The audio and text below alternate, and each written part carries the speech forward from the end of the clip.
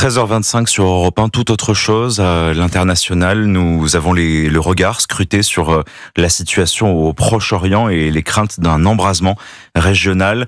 Désormais, on attend la riposte iranienne après la mort de Ismaël Haniyeh, hier frappé à Téhéran, en plein cœur de la République islamique d'Iran. On a appris ce matin également la mort du chef de la branche armée du Hamas, l'organisation terroriste palestinienne qui jour après jour, voit ses cadres être éliminés par Israël. La riposte iranienne est incontournable. Il y en aura une, quoi qu'il arrive. Alors je ne suis pas devin, mais je pense qu'en effet, l'Iran va réagir d'une manière ou d'une autre pour une raison simple, c'est que l'Iran a été humilié comme jamais. Monsieur Haniyeh a été ciblé, assassiné lors de sa visite à Téhéran, donc on parle de la capitale, le jour de l'investiture du nouveau président, sachant que le précédent était mort parce qu'il est dans un accident d'hélicoptère un peu mystérieux. L'investiture du président dans un complexe archi sécurisé de Téhéran. Donc ça signifie deux choses. Ça signifie évidemment une faille sécuritaire majeure, mais ça signifie une humiliation beaucoup plus importante, c'est que évidemment cette opération du Mossad, comme les précédentes, parce qu'il y en a énormément en Iran, et qui sont toutes plus spectaculaires les unes que les autres, signifie qu'il y a une infiltration des services israéliens en Iran, dans la société iranienne, qui est très importante. Pourquoi ? Parce que contrairement au régime qui est antisémite, anti-occidental, anti-israélien depuis la révolution de 79, la société civile iranienne, non seulement fait preuve d'une forme d'héroïsme depuis qu'elle a décidé, depuis quelques années, de défier incroyablement ce régime-là, et je salue notamment les femmes iraniennes qu'on ne salue pas assez en France, et qui font preuve d'un courage absolument exemplaire, et qui, elles, sont des héroïnes, à mon avis, beaucoup plus importantes que les sportifs dont nous parlions tout à l'heure. Et la société civile est restée globalement assez favorable à l'idée de retrouver un positionnement politique d'une grande Iran, c'est-à-dire d'une Iran qui est ouverte aussi vers l'Amérique, ouverte aussi vers Israël. J'aimerais rappeler qu'après le 7 octobre, il y a eu un match, je ne sais plus de quel sport, mais en Iran dans un grand stade, et puis le régime commence toujours ses matchs par des slogans anti-israéliens, et que le peuple avait massivement, dans le public, crié des slogans du style « Arrêtez avec ça, on en a marre de votre instrumentalisation du conflit israélo-palestinien ». Donc tout ça est le symptôme de ça, et cette humiliation est très importante pour l'Iran. L'Iran fera-t-il la démonstration de sa force après sa vulnérabilité exposée au grand jour? On pose la question à Paul Melun dans un instant sur Europe 1, parce qu'il est 13h28. On marque une pause, toute l'actualité, on se retrouve dans un instant. Europe 1 13h. Europe 1 13h continue jusqu'à 14h et Thomas Schnell, on retrouve vos deux débatteurs, l'écrivain et philosophe Nathan Dever et l'écrivain et essayiste Paul Melun. L'Iran promet un châtiment sévère après la mort du chef du Hamas. On se demande à quoi pourrait ressembler cette riposte. Il y aura incontestablement des représailles, Paul Melun. Oui, évidemment. Évidemment, ne serait-ce que pour la bonne et simple raison d'abord que l'Iran ne peut pas perdre la face ainsi. Ça a été justement rappelé par Nathan Dever, je suis d'accord avec lui. C'est-à-dire que c'est une faille immense dans la sécurité iranienne que Haniyeh ait pu être assassiné de façon ciblée aussi simplement, aussi facilement. Moi, ça m'a rappelé un peu les images qui étaient suivies par Barack Obama à l'époque. Vous vous souvenez quand Oussama Ben Laden a été assassiné, le grand architecte des attentats du 11 septembre. C'est-à-dire que c'est une opération qui a dû être menée avec une très grande précision, avec une grande expertise stratégique, et qui se solde par un sans faute, puisqu'il n'y a pas autour de blessés civils ou autres, ou de morts civiles. Donc ça, c'est la première chose, c'est de dire et de rappeler, et cet événement-là le rappelle, que Israël, ce petit pays géographique, est un grand pays dans ses capacités de défense, de stratégie, dans la zone. C'est d'ailleurs assez impressionnant. Et j'en veux pour preuve, la première défense israélienne face aux attaques terribles de l'Iran, aux attaques de drones, de missiles qui ont eu lieu, et le dôme de fer qui a permis à Israël de se protéger devant un déluge.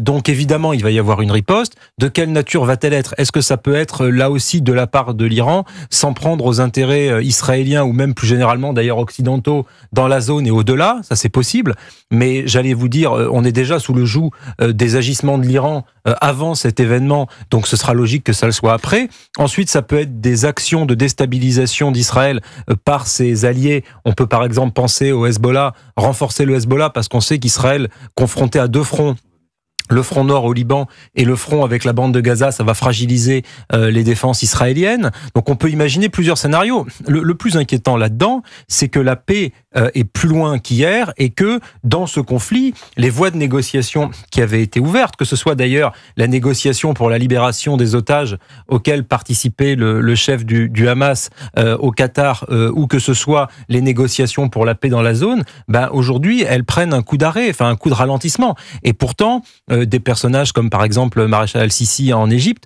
agissent avec d'autres, avec les Jordaniens, avec les Saoudiens, avec les Qataris, avec bien sûr les pays occidentaux, pour aller vers la désescalade. Et en fait, comme d'habitude, j'ai envie de dire, les choses reprennent du temps, ça remet une pièce dans la machine et ça va encore ralentir ces négociations, et c'est ça qui aujourd'hui peut susciter une inquiétude légitime chez nous. Écoutons les détails de Frédéric Ancel, le géopolitologue est revenu sur le tir qui a touché justement le responsable du Hamas. Ce n'est pas une hypothèse à rejeter d'un revers de main, non pas nécessairement que le missile, et encore moins que l'aéronef, soit parti du sol iranien, encore que, c'est pas tellement ça. C'est qu'il peut très bien y avoir des complicités techniques, notamment en termes de guidage de missiles, sur le sol iranien.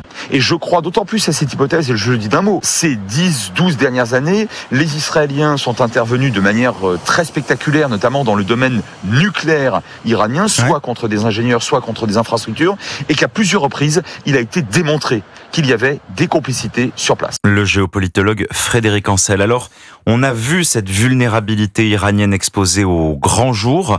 Pourtant, nombre de spécialistes nous expliquent que la riposte sera mesurée, qu'il n'y aura pas d'embrasement régional. Tout de même, est-ce qu'on peut se demander si les forces en présence au Proche-Orient la situation n'est-elle pas en train de leur échapper? Est-ce qu'ils ne sont pas contraints par la situation de devoir réagir et peut-être avoir un dérapage si des alliés de l'Iran demain décidaient d'une attaque massive et coordonnée? Oui, vous avez raison, probablement. J'ai l'impression que nous arrivons à un stade où la guerre qui existe depuis plusieurs mois est en train de prendre son vrai nom, c'est-à-dire de se jouer à l'échelle dans laquelle elle est pertinente. Ce n'est pas tellement une guerre Israël-Gaza.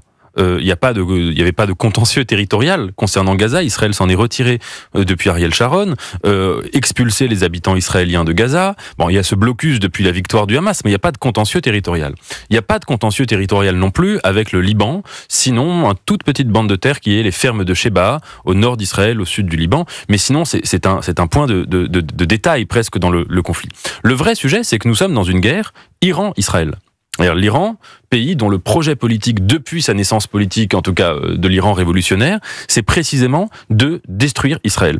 Iran, dont le projet politique depuis une vingtaine d'années est d'étendre une forme d'impérialisme au sein du Moyen-Orient en détruisant tous les États, enfin plutôt en les décomposant, en les contaminant de l'intérieur, tous les États qui sont un peu faibles, qui sont un peu pourris, et qui étaient déjà en train de pourrir par la tête. Je pense évidemment à l'Irak, je pense évidemment à la Syrie, et je pense évidemment, de manière encore plus flagrante, au Liban.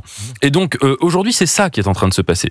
Tout le Moyen-Orient va être confronté à la question de savoir comment ils décident leur positionnement entre Israël et l'Iran, c'est-à-dire entre ce projet de construire un Moyen-Orient, par exemple autour des Saoudiens, qui se fasse dans l'harmonie, la bonne intelligence avec les Américains, avec l'Europe, avec l'Occident, et de construire un Moyen-Orient qui cautionne le terrorisme d'État, qui cautionne le terrorisme tout court, et qui s'appuie sur, si vous voulez, la détestation absolue de l'Occident. Et donc là, évidemment, que c'est l'enjeu stratégique majeur des prochaines années. Alors pour le moment, Israël ne revendique pas l'attaque à Téhéran, mais a annoncé ce matin la mort du chef de la branche armée du Hamas, Mohamed Deif, l'architecte des attaques du 7 octobre. Il a été tué le 13 juillet dernier à Gaza.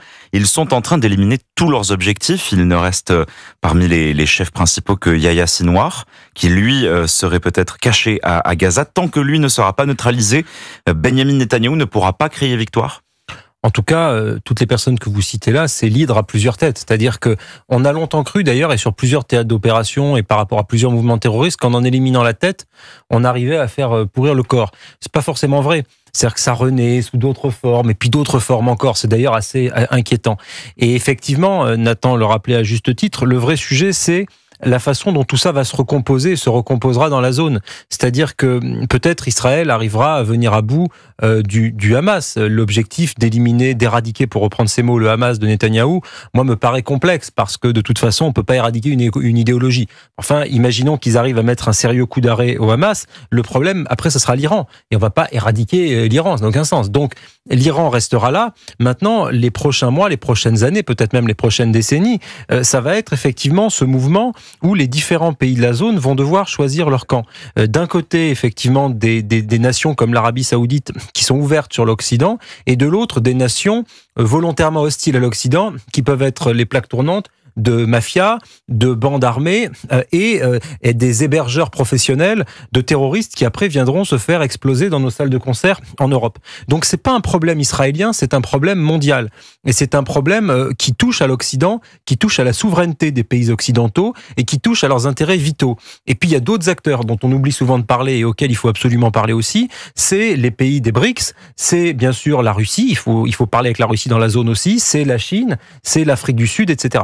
Et l'Inde, bien sûr, et voir avec tous ces pays-là où sont leurs intérêts. Je ne crois pas que les intérêts, par exemple, des Chinois, ce soit que le Proche-Orient devienne une poudrière éternelle avec laquelle on ne pourrait pas faire de commerce, avec laquelle la paix serait impossible et qui serait là aussi une plaque tournante du terrorisme mondial. Mais d'un autre côté, un Proche-Orient qui serait très très proche, disons, de l'Occident en intérêt, n'arrangerait pas beaucoup les Chinois non plus. Donc il faut essayer de trouver ces lignes médianes et je pense ne pas avoir une position occidentale centrée, mais bien essayer de travailler avec d'autres pays tiers. Et je fais un peu le parallèle, c'est deux situations totalement différentes, mais je fais quand même le parallèle là-dessus, avec la situation sur le conflit russo-ukrainien. C'est pareil, on a besoin de discuter avec d'autres pays. On ne peut pas rester, si vous voulez, uniquement dans des postures de choc et d'affrontement. On est obligé d'aller à la négociation, à la diplomatie, y compris avec des pays avec lesquels on a 1000 désaccords. Alors, malgré ces neutralisations en série d'Israël contre des cadres du Hamas, l'organisation terroriste peut-elle tenir encore?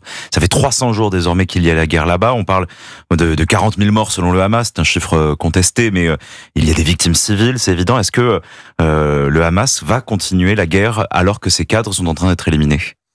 Il y a à mon avis deux questions. La première question, c'est la question de la force militaire, notamment du Hamas. Vous avez vu sans doute que Ismaël Haniyeh avait fait il y a quelques mois un discours où il disait le sang de notre peuple et des enfants de notre peuple est le carburant qui nous permet de mener la grande résistance et la grande révolution pour libérer Al-Aqsa.